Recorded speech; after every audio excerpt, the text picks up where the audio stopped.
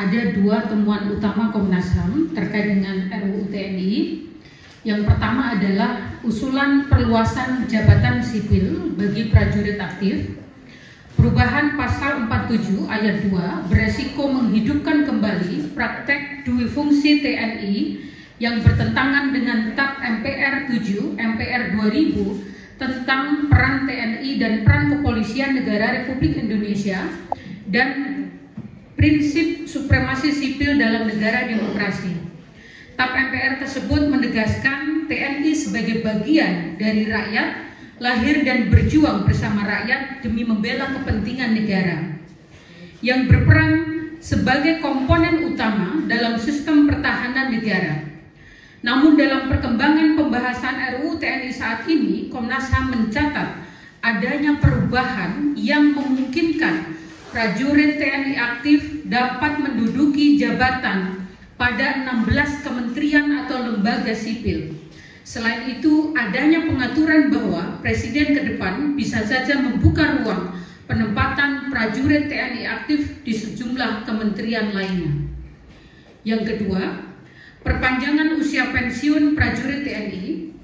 Usulan perubahan pasal 53 yang menaikkan batas usia pensiun prajurit aktif beresiko menyebabkan stagnasi regenerasi kepemimpinan, inefisiensi anggaran, serta penumpukan personel tanpa kejelasan penempatan tugas. Pengaturan pasal 53 ayat 2 dan ayat 4 usulan perubahan ini akan menjadikan pengelolaan jabatan di lingkungan organisasi TNI menjadi politis dan memperlambat generasi tubuh di TNI.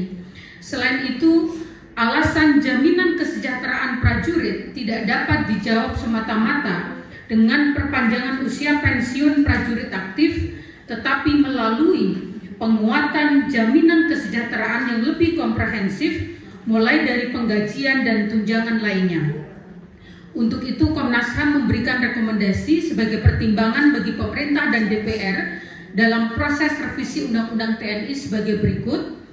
1. Melakukan evaluasi implementasi Undang-Undang 34 tahun 2004 tentang TNI secara menyeluruh.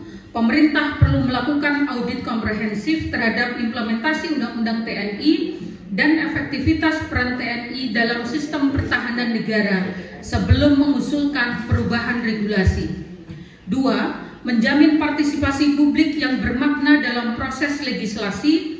Penyusunan RUU harus dilakukan secara transparan dan inklusif dengan melibatkan akademisi, masyarakat sipil, serta komunitas yang terdampak langsung oleh kebijakan ini.